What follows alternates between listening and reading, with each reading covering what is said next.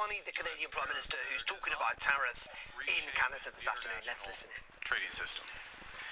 The ambition of these measures is enormous. The effects on the global economy will be monumental. We received confirmation that the latest reciprocal tariffs will not be imposed on Canada.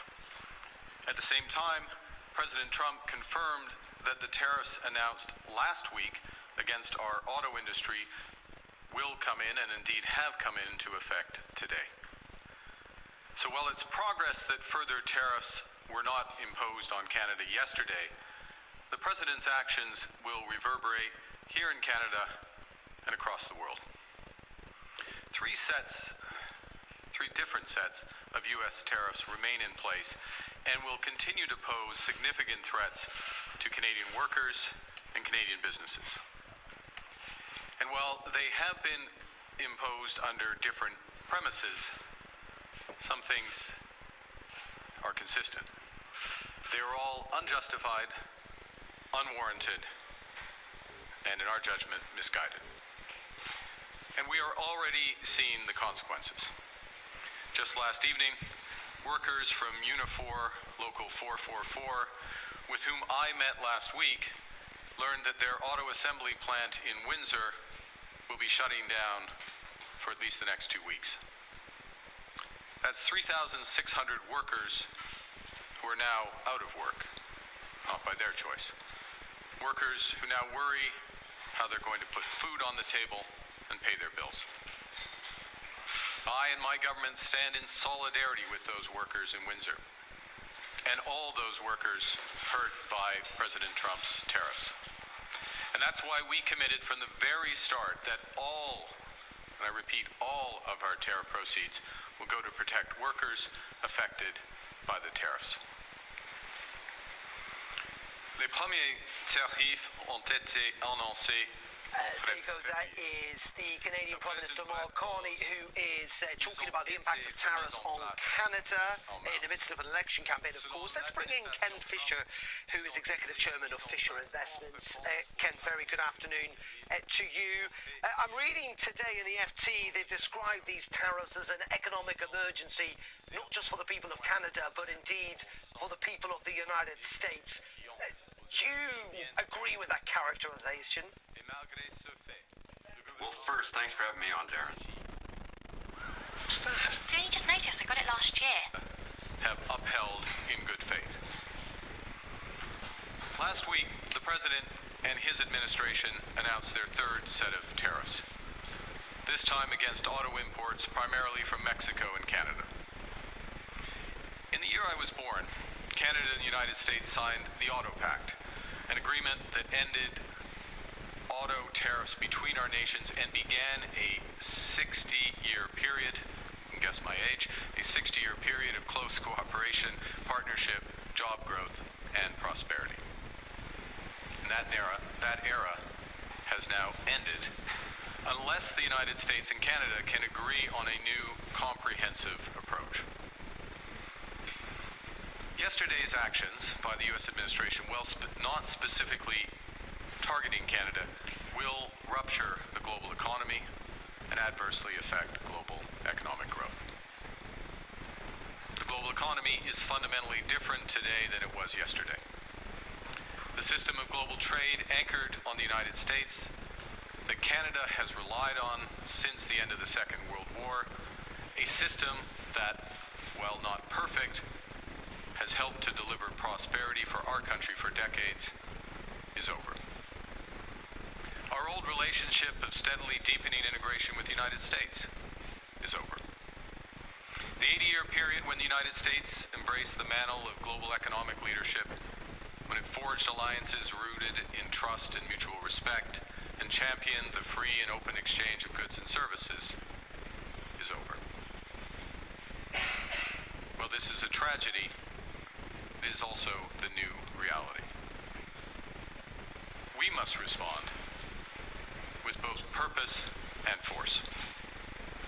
We are a free, sovereign, and ambitious country. We are masters in our own home. Nous sommes maîtres chez nous. Nous contrôlons notre destin. There you go, that is Mark Carney, the Canadian Prime Minister, talking about the disruption to not just the relationship between the US and Canada, but indeed to the global economy. Let's return to Ken Fisher, the Executive Chairman of Fisher Investments. Ken, thank you for standing by. You were talking earlier about how you're not a big fan of these tariffs, I think it's fair to say. I mean, there is a rationale behind it. Donald Trump would make the argument that what he wants to see is some key manufacturing jobs that have been lost over the decades return to the United States. Well, yes, and the Tooth Fairy would be gracious to bring things to everyone, but the fact of the matter is, if you accept a lot of what he said yesterday about that topic, it just takes a really long time. If the federal government of the United States had no impediments to these firms starting new plants and capacity in America, it would still take a really long time to unveil that. The damage comes sooner, the benefits come later. But I want to say a lot of this can't really happen in the first place. I mean, the fact of the matter is the agency, the sub-agency of the U.S. government that collects tariffs does not have the capacity to handle all these tariffs. They're about to get swamped because they're not that efficient, they're understaffed. By law, it takes a long time to build the staff that does that function. It's going to be a mess just trying to collect the tariffs. So, Ken, what do you think is going to happen? Are you then suggesting that either these tariffs won't raise anywhere near the money that Donald Trump suggests they will, or he will strike deals that mean they're just not as advantageous as he would like to initially suggest, or maybe C, that he has to row back on this because of public and political pressure? All three of those are real possible, and there's going to be some combination of them. But let me say separately and differently, just look at what's been going on from the beginning. I'm a big believer in capital markets. I've been doing this stuff all my life, all my adult life. Everything outside of America, with almost no exceptions, has been doing better than America has since he was elected, and overnight. The fact of the matter is the stock market's telling you something. Overseas, from America, in your country, on the continent, in Asia, folks can trade all amongst themselves. That economy is 3 times the size of the U.S. economy. Much of this stuff doesn't have to come into America. Is it negative what he's doing for everyone? Yes. But it's worse for America than it is for non-America in aggregate, which is the bigger and actually more important economy. This is bad, but I don't think it's as bad as people think it's going to be, because I don't think they can collect all the tariffs. The 10% part universal will be challenged in court. It is unconstitutional. It'll get to the Supreme Court really fast. He's just doing a lot of horsing around yesterday. They will go nowhere, but it will lead to the 3 topic matters you suggested, Darren, including a heavy orientation to try to negotiate some things separate from this. And what would you then say, Ken, to the chief executive of Nike or Apple, whose shares gone down quite substantially today, but are so heavily invested in China, in Vietnam? I think Nike, for example, has got 130 factories in Vietnam and employs 450,000 people. It cannot just uproot overnight. Would your suggestion to the people in those companies be just stick this out, things will change? Or do you think they maybe do need to seriously look at, because, I think it's 46% tariff on goods coming from Vietnam. I mean, that's not also sustainable for a company like Nike, for example. All of that is true, but the reality is, the first part is, you mentioned a U.S. company. This is tougher on U.S. companies in the U.S. than it is on, what Trump's doing in some ways, if you think about it, which nobody seems to, when you look at the stock market since he was elected, is he's changed Make America Great Again, MAGA, into Make Europe Great Again, MEGA, because Europe's doing much better. America's going to suffer the pain of all this.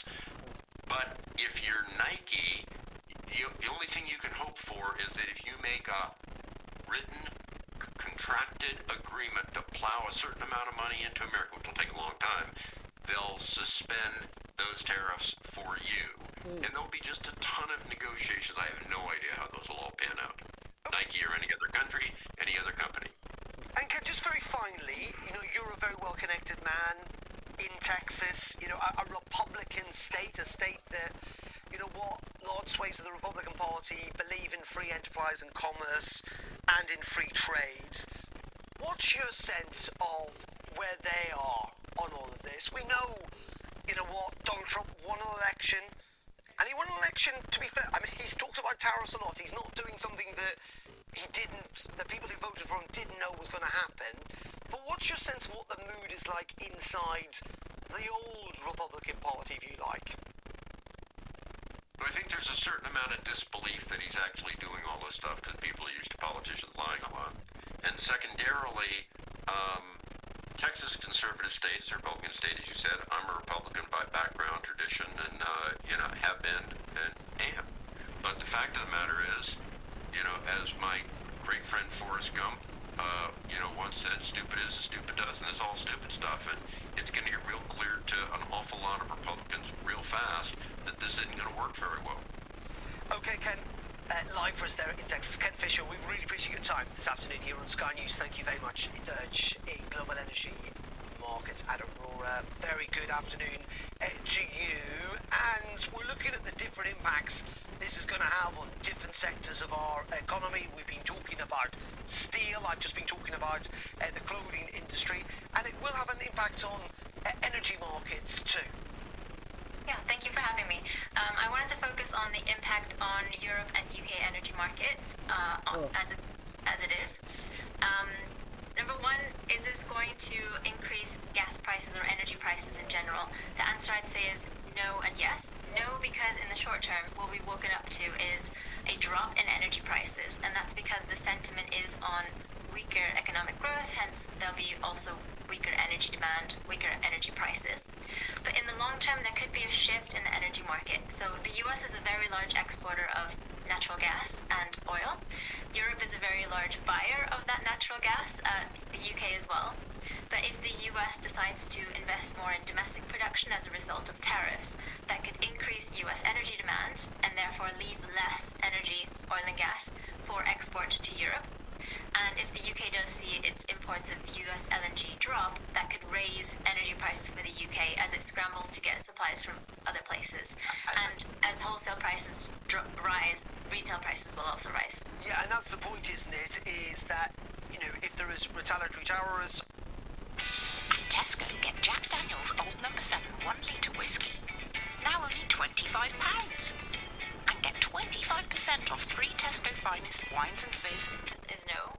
So the UK North Sea production has been going on for over 50 years. That means that the fields are aging and they're depleted. So to produce any more from the North Sea would mean an increase in investments. And right now with the uncertainty, it's not likely that people are going to make these long-term investments. We even saw extremely high energy prices in 2022, but that didn't lead to more North Sea investment because what producers want to see is sustained high energy prices instead of this short-term.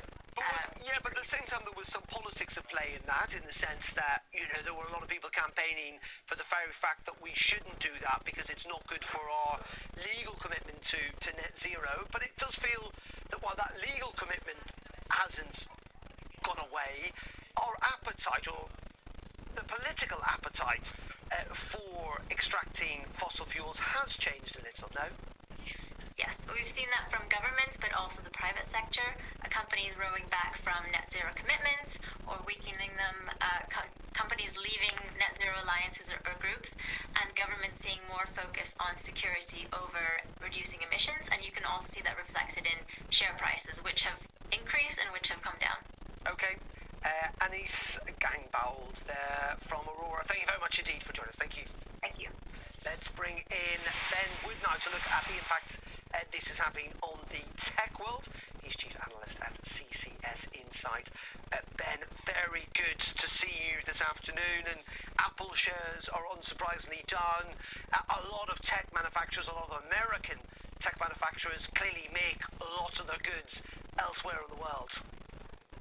Yeah, you only have to look at what's happened to Apple's share price today. $250 billion, the impact this morning when I looked at it, which is just astonishing. And let's face it, in mobile phones, which is such a big volume item, these tariffs really are going to have a massive, massive impact.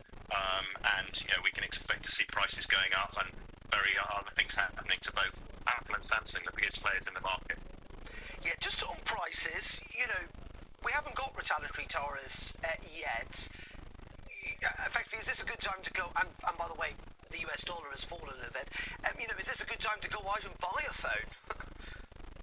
Well, I mean, who knows? Because we wake up every morning and find different things have happened coming out of the White House. But I think, as one of your previous commentators said, this doesn't look like it's going to change immediately. So I guess there will be some stockpiling that goes on. But another interesting thing is going to be consideration of things like second-hand devices. People may say if the cost of a new device is going up, then the best thing for them to do would be to actually go out and buy a second-hand device, but not buy a brand new one. Ben, what does this mean for the bigger picture here? Does this mean, on the assumption that actually these tariffs do remain in place for a while, that it hampers US tech because ultimately it becomes less desirable, but also may well cost lots of consumers elsewhere in the world more, and there's an opportunity then for China, maybe even for tech companies here in Europe, to try and eat up some of that market share? I think it's difficult to see that happening because people's love affair with the mobile phone, and particularly the Apple brand and Samsung to a lesser extent, is going to continue. I think they'll just modify the way in which they pay for their devices. They may find they get different propositions from the operators they're working on. So it might be when you sign up for a new mobile phone, you'll pay for it over maybe 4 years instead of 3 years. So I think it's one of those products people can't live without. But of course, it's hugely damaging to the companies that are trying to drive share in the US market. And as I said, Apple and Samsung as the biggest players are going to be the ones who are going to get hit hardest, fastest. Okay, Ben, really appreciate your time this afternoon on the impact this is all going to have on tech. Thank you very much indeed. Pleasure, thank you. And just a reminder that it has been a significant day in terms of reaction to those tariffs imposed by Donald Trump. We know the US dollar has been hit. Sterling is up against it today at the highest level I think we've seen for about 6 months.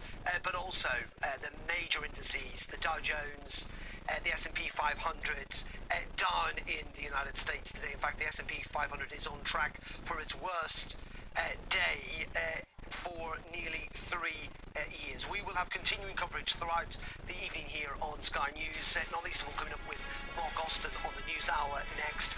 As for Business Life, we're back tomorrow morning at 11:30. Do join me then if you can. But as I say, stay tuned for continuing coverage of the impact of these tariffs and the suggestions that it could lead to recession in the United States here on Sky News. And I'll see you tomorrow morning. Goodbye.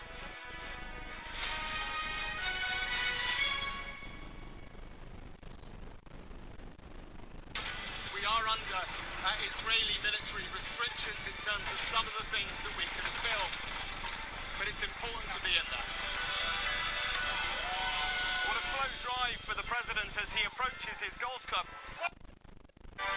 Westminster, the heart of British politics, where laws are made and scandal is never far away. Whether it's how much rent you pay, the school your kids go to, the businesses that survive on your high street. What happens here matters. But it's time for a new type of politics show. We'll focus on the issues that affect you, but we promise to have a bit of fun along the way. So join me as we analyse, explore and discover on the Politics Hub. For the American worker, and we are finally putting America first. Rick Grinnell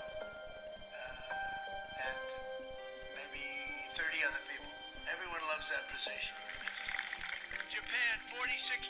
They would charge us 46% and much higher for certain items like cars. People that sat right in that Oval Office right over there, right behind the Resolute desk or whichever desk they sat. China, first row. China, 67%. That's tariffs charged to the USA, including currency manipulation and trade barriers. So we're going to be charging a discounted reciprocal tariff of 34%. I think, in other words, they charge us, we charge them less. So how can anybody be upset? You think of European Union, very friendly. They rip us off. It's so sad to see. It's so pathetic. 39%, we're going to charge them 20%. So we're charging them essentially half. And I blame them. That's a 10. That's a good one.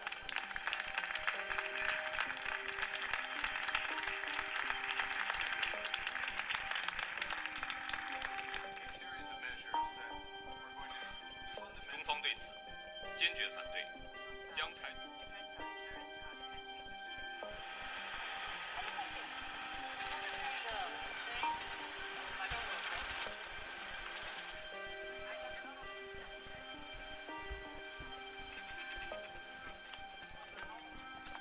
President Trump's announcement of universal tariffs on the whole world, including the European Union, is a major blow to the world economy. The global economy will massively suffer. Uncertainty will spiral and trigger the rise of further protectionism. The consequences will be dire for millions of people around the globe. 越来越多的国家反对美国加征关税，加安全指令，行贸易保护之实。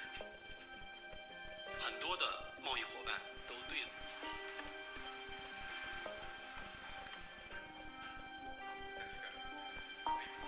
はい、我が国からこれまでさまざまなレベルで我が国の懸念を説明するとともに一方的な関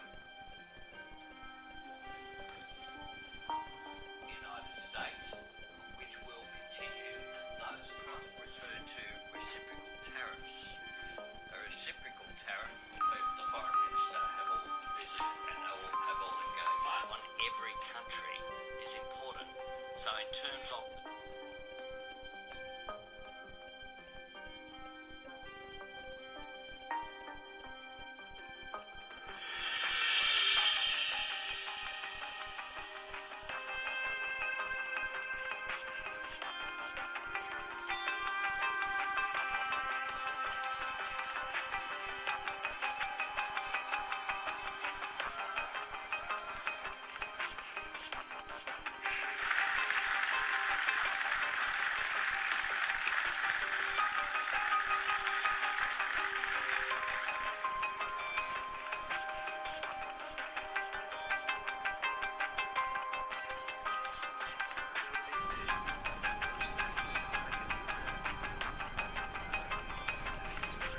I think he's going to live up to what he told me, and I think he's going to.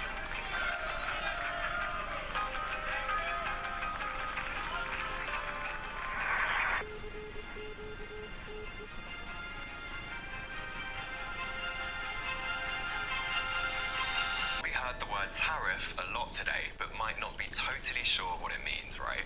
Let's break it down. A tariff is basically a tax on stuff that's imported from other countries. So if we're buying something from, let's say, China, the government can stick a fee, a tariff, on top of what it already costs. For example, you want to buy a new phone that was made in China. If the government put a 25% tariff on it, that means it will cost 25% more to get it into the country. So a company could choose to take the hit themselves and lose 25% in profit, but more than likely they'll pass the cost on to the customer. So that 500 quid phone, in theory, it could cost you £625 because of the tariff. It basically means the price of that item goes up and you might be paying more at the shop. So why would they do that? Well, tariffs can be used to protect local businesses, force big firms to produce locally, encourage people to buy homegrown products, or even for political reasons. To a certain extent, that's probably what we're seeing with Trump's tariffs right now. He just whacked massive tariffs on some countries' exports. The UK will now pay 10% on exports to the US. Do you think Trump's tariffs are fair? President Trump and a senior director for counterterrorism in the White House, and joins us once again. A very, very good afternoon to you, Sebastian. Greetings. Good afternoon, Jude. Thank you very much indeed for joining us. It always starts nicely with us, doesn't it? It always starts nicely. Now, Donald Trump made a very big play about these tariffs and how basically this was a declaration of economic independence, Liberation Day, leaving aside what's going to happen to the world economy or what the impact on the UK economy, just in terms of the impact on the American economy.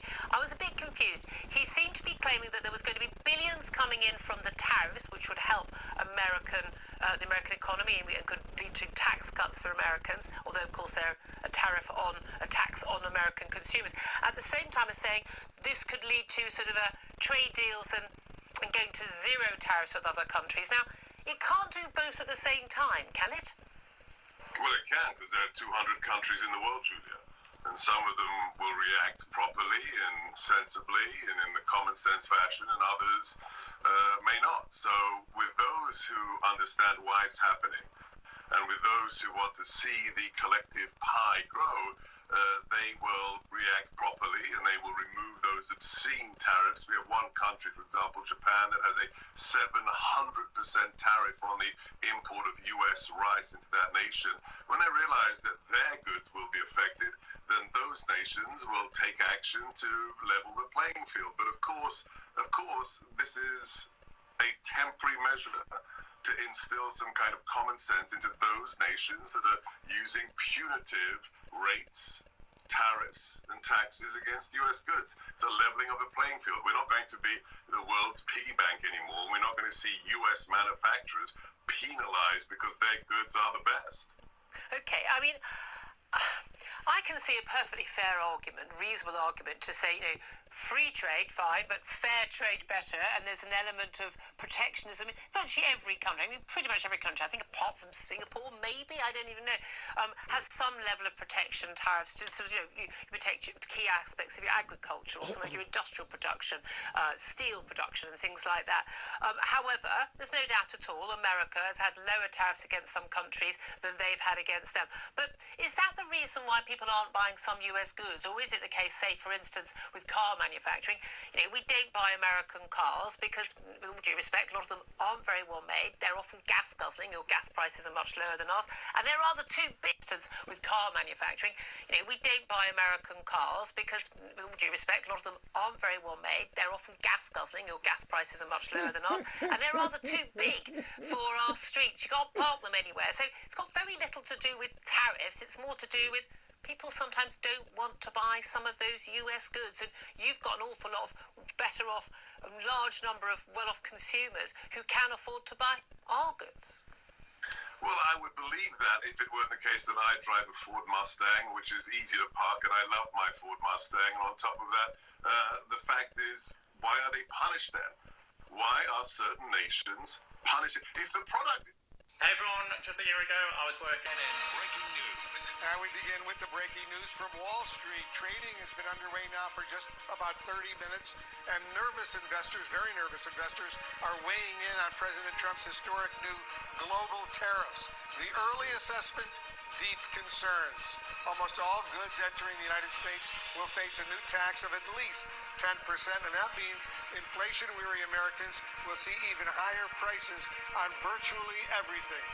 And that adds to the deepening concerns among economists that the U.S. and indeed much of the world may be on a collision course with a recession. Let's begin this hour with CNN business and politics correspondent Vanessa Yurkevich. She's in New York watching all of this unfold. So Vanessa, where do the markets stand right now? Wolf, markets are tumbling as investors are really digesting worse than expected tariffs. You have the Dow, the NASDAQ, and the S&P all down below, as you can see there, 3%. Retail stocks in particular really selling off. Nike, Adidas, Lululemon, these are companies that source a lot of their goods from abroad, countries that are now under higher tariffs. And just look at the countries that were hit in yesterday's announcement. You have the European Union, 20% tariff. You have Japan, 24%, China, 34%, and Vietnam, 46%.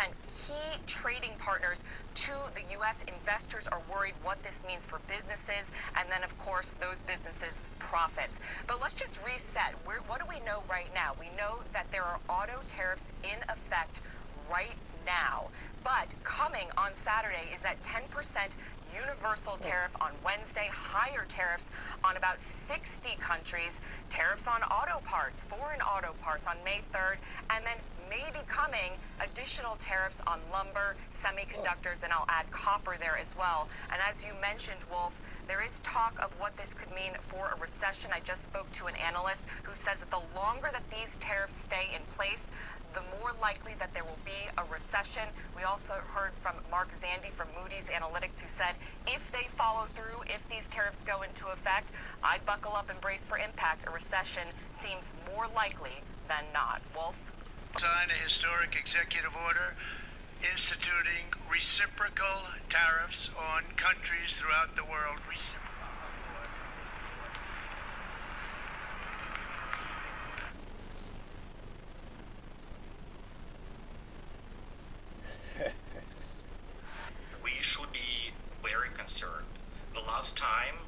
trade war on this scale has happened was in 1930s. Exactly in 1930, it was Smoot-Hawley Tariff Act, and it led to a global recession worldwide. Good morning. President Trump referred to reciprocal tariffs. A reciprocal tariff would be 0, not 10%. The administration's tariffs have no basis in logic, and they go against the basis of our two nations partnership. So, if you look at that, China, first row. Last night was probably maybe better than the UK had feared. We didn't see the US targeting things like VAT or sales taxes, at least not explicitly, in a way that could have produced a much higher number. And of course, there's a clear delta between the duties that have been imposed on the UK and the EU. Unlike Australia, China, East and Southeast Asia are major trade partners with the US. Planned during a speech in the Rose Garden at the White House. My fellows, Liberation Day. April wealthy again. Workers, farmers, and skilled craftsmen, we have a lot of them here with us today. They really suffered gravely. They watched in anguish as foreign leaders have stolen our jobs, ransacked our factories, and foreign scavengers have torn apart our once beautiful American dream. The impact of Trump's tariff. Workers, auto workers, farmers, and skilled craftsmen, we have a lot of them here with us today. They really suffered gravely. They watched in anguish as foreign leaders have stolen our jobs, foreign cheaters have ransacked our factories, and foreign scavengers have torn apart our once beautiful American dream. To Trump's tariffs. We begin today's show with realism, and this fails to save us from pandemics or itself. Professor. On the one hand, we knew something like this was coming. On the other hand, the sweep and the scope of it does make you stop.